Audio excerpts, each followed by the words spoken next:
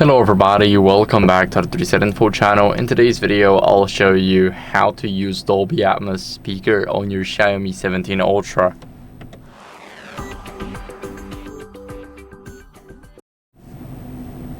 So first, what you guys want to do is enable it in the settings. It's very important because the Xiaomi Ultra already supports the Dolby Atmos in stereo speakers. So there's no need to install anything. You need to turn this feature on in the settings. And the way you do that is you go over into the settings. Now after that, you simply go over and scroll to the sound and vibration. And now scroll a bit down until you guys see sound effects. Now the sound effects right here, we have the Xiaomi sound, but once we click it, we also got the Dolby Atmos.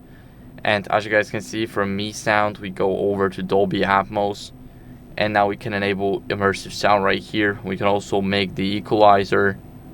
We can try and boost something up like this, as you guys can see. And now this is our Equalizer.